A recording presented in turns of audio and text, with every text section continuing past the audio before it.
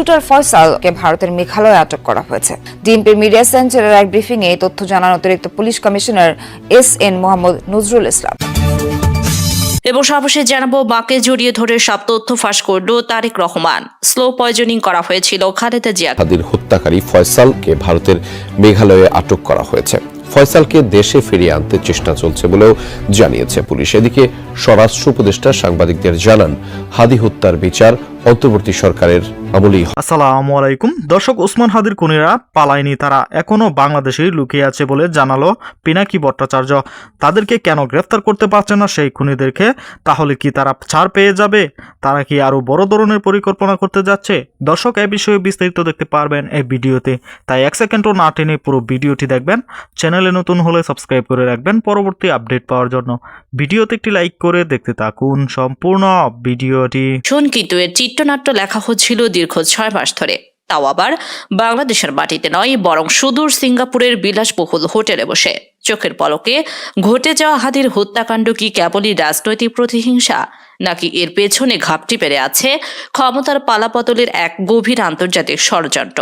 প্রশাসনের কাছে এই মামলাটা কি এখন রীতিমতো গলার কাটা হয়ে বেঁধে আছে?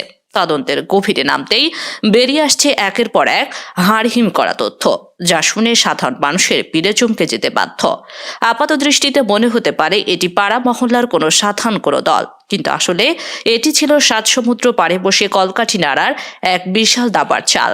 এই পুরো অপারেশনের ব্লুপ্রিন্ট তৈরি করা হয়েছিল 1000 মাইল দূরে, সিঙ্গাপুর আর মালয়েশিয়ার সীমান্তে বসে। মাস্টার মাইন্ড জানতো দেশের মাটিতে বসে এমন হাই প্রোফাইল হত্যার ছক কষলে তা মুহূর্তেই ফাঁস হয়ে যেতে পারে, তাই তারা বেছে নিয়েছিল বিদেশি নিরাপদ আস্তানা।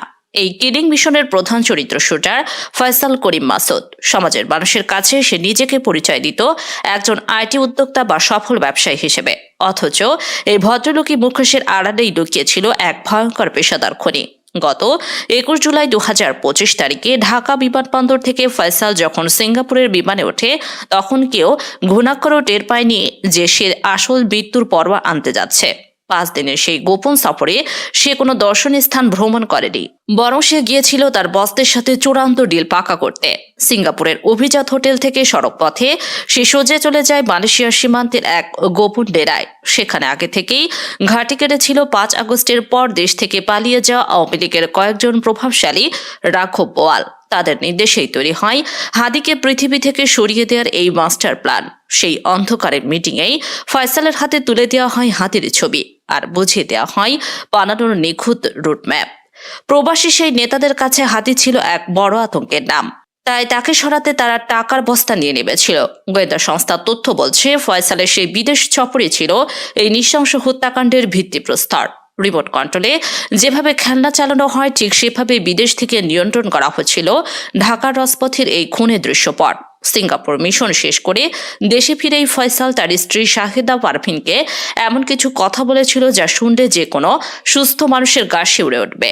সে তার স্ত্রীকে সরাসরি জানিয়েছিল যে খুব শীঘ্রই এমন এক পরিস্থিতি তৈরি করবে যখন দেশে থাকা তার জন্য অসম্ভব হয়ে পড়বে। নিজের বিপদের কথা আজ করতে পেরে সে তার স্ত্রীর জন্য রেখে গিয়েছিল এক বিশাল অঙ্কের টাকা। ফয়সাল তার স্ত্রীকে একটি ব্যাংক অ্যাকাউন্টে খোঁজ দেয় যেখানে জমা ছিল প্রায় 30 লাখ টাকা। সে পরিষ্কার ভাষায় বলে দিয়েছিল যে তার কিছু হয়ে গেলে এই টাকা দিয়ে যেন সংসার চলে। তদন্তকারীদের মতে এই 30 লাখ টাকা ছিল হাতিকে তার সুপারি মানি বা অগ্রিম পারিশ্রমিক। পুরো কাজের জন্য আসলে কত কোটি টাকার ডিল হয়েছিল তা এখনো রহস্যের চাদরে ঢাকা। টাকার লোভে ফয়সালের স্ত্রী তখন চুপ থাকলেও এখন সেই টাকাই হয়ে দাঁড়িয়েছে এই মামলার অন্যতম বড় প্রমাণ। খুনি জানতো সে আগুনের গোলা নিয়ে খেলছে, তাই পরিবারকে সুরক্ষিত রাখতে সে এই অবৈধ টাকার ব্যবস্থা করে গিয়েছিল। আপনারা হয়তো দেখছেন যে আমি বিভিন্ন সময়ে দলের প্রোগ্রাম করি, কাজ করি। আমি যখন যে কাজটা করি আমি কিন্তু সেই এলাকা থাকি না, এলাকা তো দূরের কথা, আমি সেই জেলাই ছেড়ে দিই। ঠিক আগের রাতে অর্থাৎ 12 ডিসেম্বর সাভারের এক নির্জন রিসোর্টে বসেছিল এই নাটকের শেষ মহড়া। সেখানে ফয়সালের সঙ্গী ছিল তার প্রেমিকা মারিয়া আর সহযোগী পাইকার আলমগীর। রিসোর্টের বদ্ধ ঘরে বসেই তারা ঝালিয়ে নিচ্ছিল পরদিনের অপারেশন প্ল্যান। এক পর্যায়ে ফয়সাল তার প্রেমিকাকে অত্যন্ত দম্ভের সাথে বলেছিল যে কাল সকালে এমন কিছু ঘটবে যা সারা দেশ কাঁপিয়ে দেবে। প্রেমিকার জবানবন্দিতে উঠে এসেছে ফয়সালের সেই রাতের হিংস্র রূপ, যে তখন ছিল এক জলজন্ত শয়তান যে ঠান্ডা মাথায় মানুষ মারার প্রস্তুতি নিচ্ছিল। তার সেই হাড়হিম করা ভবিষ্যৎবাণী যে কতটা সত্য ছিল তা পরদিন শাহবাগের রক্তমাখা রাজপথ প্রমাণ করেছে।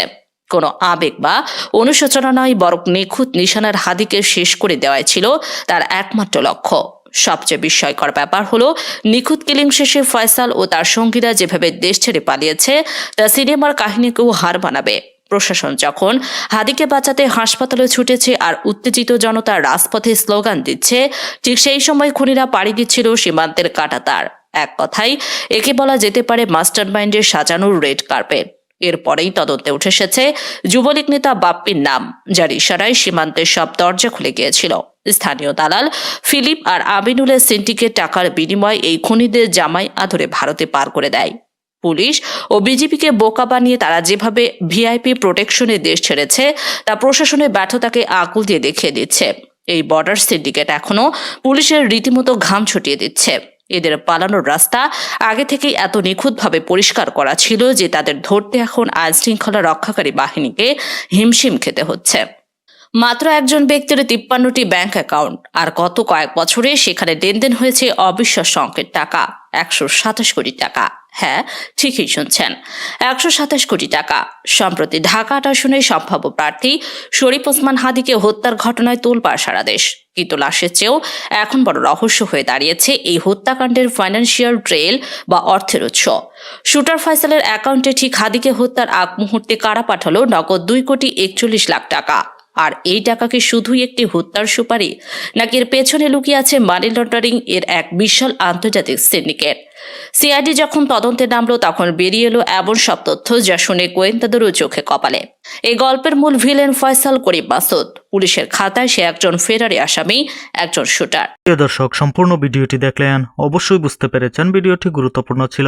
দর্শক, এই ভিডিওতে যে তথ্যগুলো আপনারা পেয়েছেন এ বিষয়ে আপনাদের কি মতামত তা অবশ্যই কমেন্টে জানাবেন, এবং পরবর্তী আপডেট ভিডিওগুলো সবার আগে পেতে চ্যানেলটিকে এখনই সাবস্ক্রাইব করে রাখুন।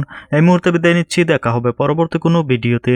সে পর্যন্ত ভালো থাকুন, সুস্থ থাকুন। আসসালামু আলাইকুম।